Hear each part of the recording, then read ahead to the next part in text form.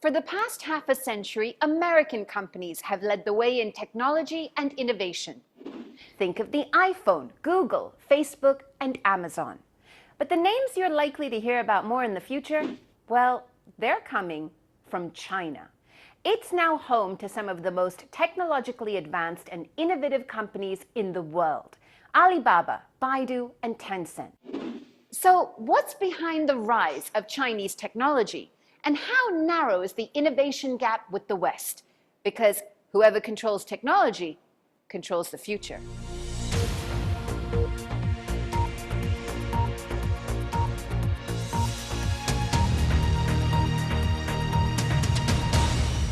Welcome to Talking Business Asia. What do you think of when you hear the word technology, or artificial intelligence, or augmented reality?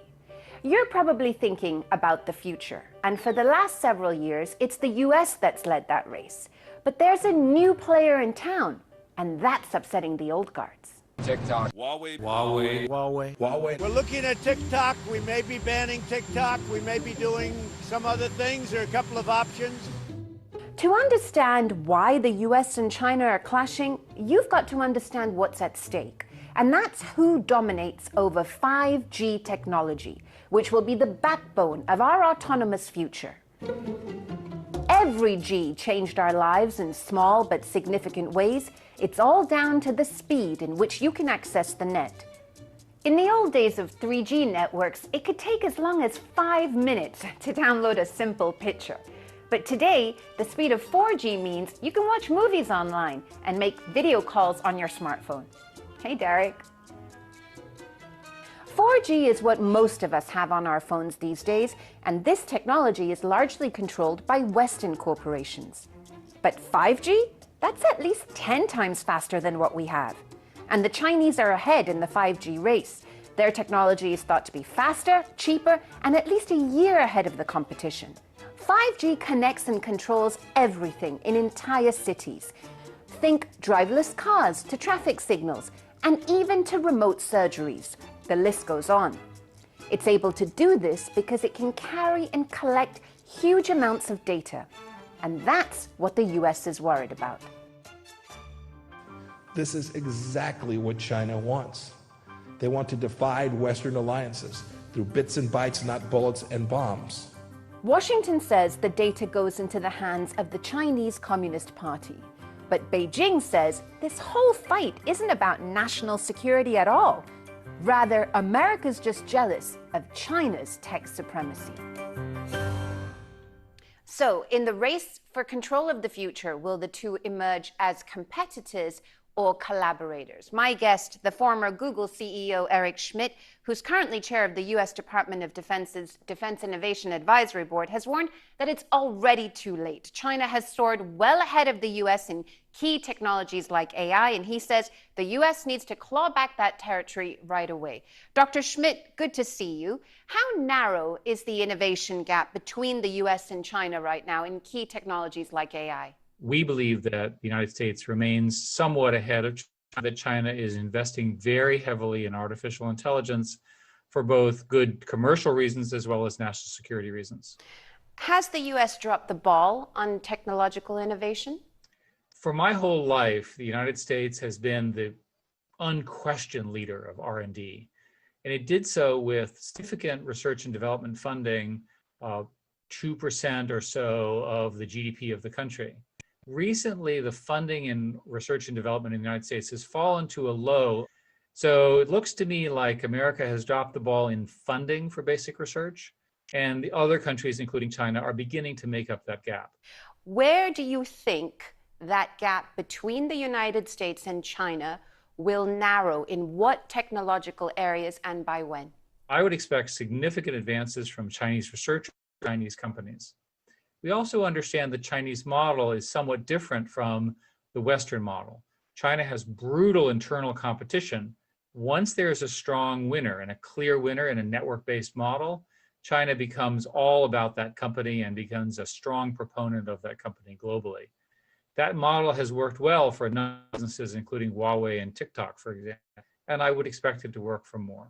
You mentioned TikTok and Huawei, but now the United States is considering banning these companies. Is that an effective strategy to contain Chinese tech, in your view? I think the most interesting question to ask is what happens after such a ban is put in place by a country. In the case of the White House, it's made it very difficult for Huawei to purchase chips from American manufacturers and using American financing. The result, of course, will be that China will be even more likely to invest in its own domestic chip manufacturing. Similarly, with TikTok, there's an argument that that the United States should have data sovereignty, and that the data that is in TikTok should be in US firms and US hands. That will accelerate the arguments in favor of data sovereignty for many countries. What is the risk of China leaping ahead of the United States? Why is the US so worried? Well, today in the United States, the 5 most valuable companies on our stock exchange are also technology companies. And the United States has benefited enormously by the creation of the internet and by being the inventor of much of the software and hardware platforms that people use worldwide. We benefit in many ways. We also benefit because the values that the West cares about tend to seep into other countries that might not have the same values. It's possible that you could see larger businesses come out of China, and therefore they could get a hold earlier and become global faster. How much of this is less about national security, in your view, the way the US government says it is, and more about the US's own insecurity as China grows in economic wealth? Competition is going to continue, that the most important thing is that the Western countries that have, if you will, much of this, get their act together with additional funding and support from the government to build global platforms that are phenomenal. And I would say that if I were a Chinese citizen, I would probably say the same thing about my Chinese companies. So it's a competitive environment, possible to win it, it's possible to lose it. It's important to me for the economic and industrial system in America for it to be successful. I don't think we'll win all, but I think we can win many. In your view, though, what must the US do to remain competitive and, in fact, be, power ahead of the Chinese, be the leader in this race? The United States has maintained its leadership in artificial intelligence simply because it's been the place that people want to come to do AI research, including Canada, for quite some time. And the American model is essentially an immigration model where people come from many different countries. If you look at, we studied this question, the AI research, much of the AI research is done by foreign nationals who are students here in the United States. To me, it's crucial that the model that universities are using, where they have foreign graduate students, they get money from the government, they get money from private sector, a combination of all of that has produced enormous gains. The US is going through a period right now where they're keeping people out. How's that going to damage the US's efforts in this area?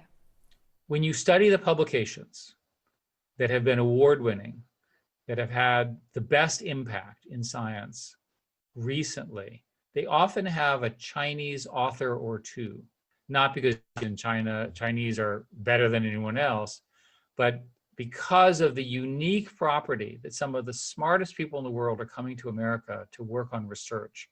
And that model has brought us the success we have today.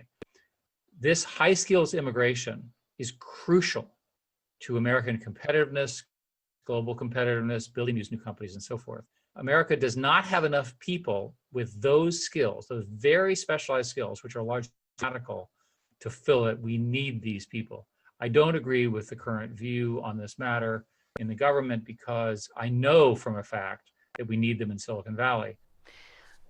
We framed this discussion as a competition between the United States and China, but there are many people out there in the world who are saying, look, hey, why can't these two great powers just collaborate rather than compete? The truth is that China is both our largest day-to-day partner and also our most important strategic competitor. So it's both. And so to me, the right strategy is what we call a rivalry partnership, where we understand that we're rivals, but we'll partner when we need to. And there are plenty of things to partner on. And when we're rivals, we are rough. We're pursuing things. We're competing hard. We're trying to get advantage, real competition, which the United States can do well and which China can do well.